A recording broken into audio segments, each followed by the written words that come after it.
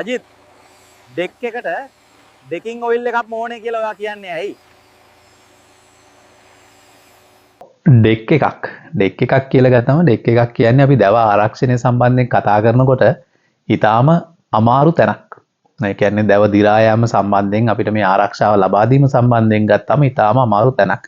ඉතින් අපි දැව ඩෙක් එකකට ආලේපනයක් තෝරගැනීමේදී විශේෂයෙන් සලකන්න ඕනේ ඒකේ අර අපියරන්ස් එක සම්බන්ධ කාරණා වලට වැඩිය මේ දැව දි รา යාම කොච්චරක් දුරට නවත්ත ගන්න පුළුවන්ද වැඩි කැල්පවත්මක් ලබා දෙන්න පුළුවන්ද කියන කාරණේ. ඉතින් මේ සම්බන්ධයෙන් ගත්තහම අපි බලන්න ඕනේ මොකක්ද මේ දැව දි รา යාමට ඩෙක් එකකදී බලපාන ප්‍රධානම සාධක කියලා. අපි දන්නවා එළිය තැනක අවුව වැටෙනවා. හිරු එළිය ඉතා තදින් වැටෙනවා. ඉතින් මේකත් එක කාරණයක් තමයි. හැබැයි ප්‍රධානම කාරණය වෙන්නේ ජලය.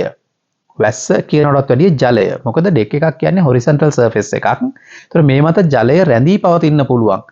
ජල එකතු වීමක් ගැන නෙවෙයි මම මේ කතා කරන්නේ. නමුත් ජල බිඳු මේක උඩ රැඳිලා තියෙන්න පුළුවන් මේක හොරිසොන්ටල් සර්ෆේස් එකක් නිසා. ඒතර මේ ජල බිඳු වල ඉතා හොඳ කාලයක් ලැබෙනවා සෙමෙන් මේ දැවේ තුලට උරා ගන්න. ඒතර මේ ඇතුළට උරාගත්ත ජලය පස්සේ අවු වැටුණා කියලා ඉතා ඉක්මනින් වාෂ්ප වෙලා යන්නේත් නෑ. මේ අභ්‍යන්තරයේ එතකොට දීර්ඝ කාලින තෙතමනයක් තියෙන කලාපයක් හැදෙනවා. වෙට් සෝන් එකක් හැදෙනවා. මේ කන්ටිනියස් වෙට් සෝන් එකක්. ඒතර මෙන්න මේක නිසා මේ දැවේ ඇතුළතින් දි รา යාම ඉතා ඉක්මනින් සිද්ධ වෙනවා. එහෙමනම් අපි මේ දැවයට ජලය උරා ගැනීම නවත්තන්න පුළුවන් විදිය ආලේපනයක් අපිට තෝරගන්න වෙනවා.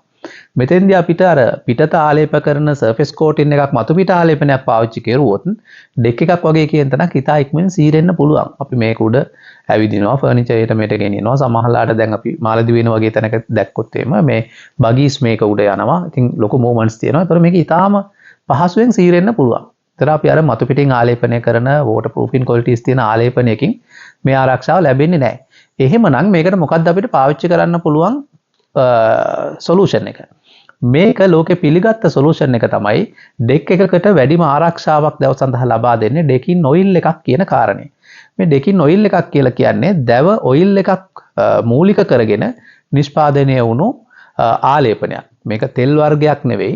නමුත් ආලේපනයක් තමයි අපිට නොදන්න කෙනෙක් මේක දැක්කොත් මේකත් පේන්ට් එකක් තමයි. හැබැයි විශේෂත්වය තියෙන්නේ මේක ඊටාම හොඳින් දැවේ තුරට උරාගෙන දැවේ ඇතුළතින් ආරක්ෂණ ස්තරයක් හදනවා. බැරියර් ලේයර් එකක් හදනවා. එතකොට වෙන්නේ උඩින් සීරුණත් ඇතුළට වතුර උරා ගැනීම නවතිනවා. ඉතින් ඩෙක් එකක දැව ඔයාලට දීර්ඝකාලීනව ආරක්ෂා කරගන්න ඕන නම් මේ හොඳ පෙනිට්‍රේෂන් එකක් තියෙන ඩෙකින් ඔයිල් එකක් තමයි අපිට රෙකමන්ඩ් කරන්න පුළුවන්.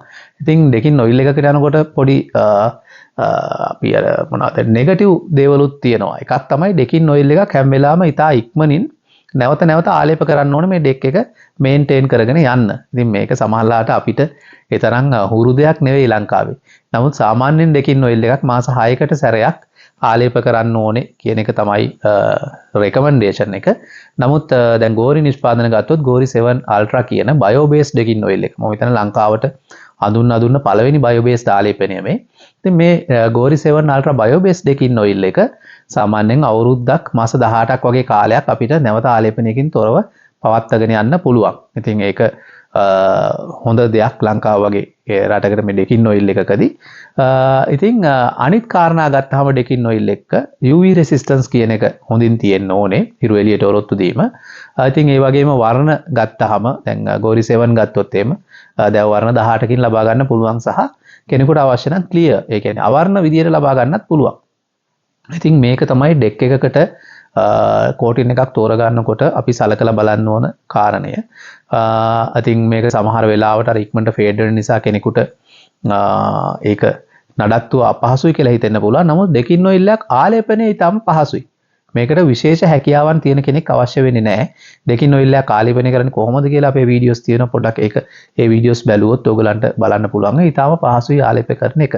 ඉතින් ඩෙක් එකක් ප්‍රොටෙක්ට් කර ගන්නවා නම් මගේ රෙකමෙන්ඩේෂන් එක හොඳ ප්‍රීමියම් ක්වොලිටි ඩෙකින් ඔයිල් එකක් පාවිච්චි කරන්න.